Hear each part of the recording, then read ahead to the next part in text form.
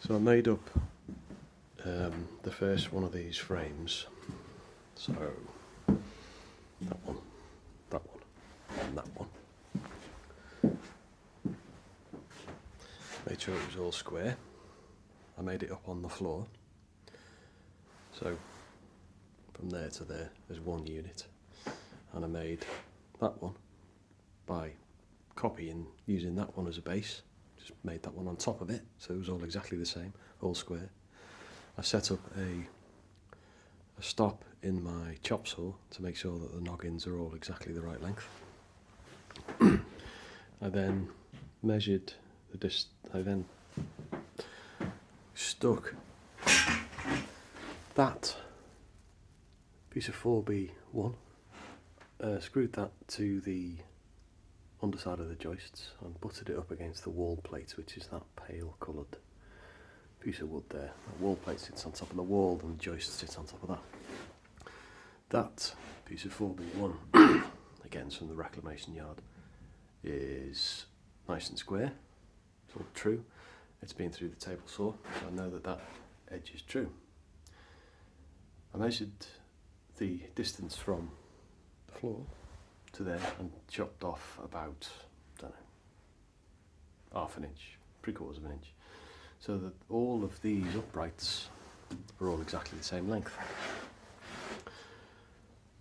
I then swung both of them up onto the wall, that one and that one, and then put these noggins in. That was a bit tricky. So I then had a great big frame that was square square as you see it this way, so all these angles are all square. Off the front face of that board I measured, I think it was an inch and a quarter, so the distance between this face and that face is the same. And I put these brackets in, measured it, fixed it, fixed it, fixed it, fixed it, fixed it, fixed it.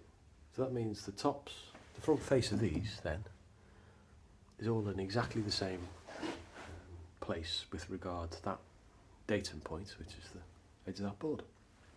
I then went down to the ground, found an old floorboard, which is that one,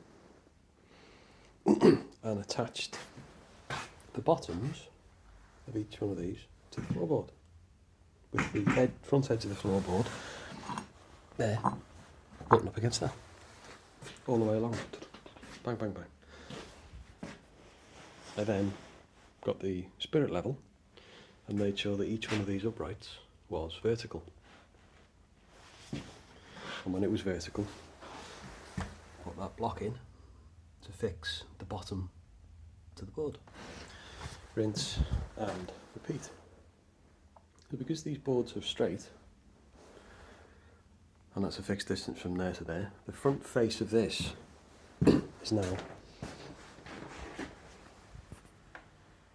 good enough for me as a DIYer on his own doing this with no outside help, is good enough for me to stick insulation in between, fix electrics behind it, and put 600mm 8x2 boards across these 600mm sensors.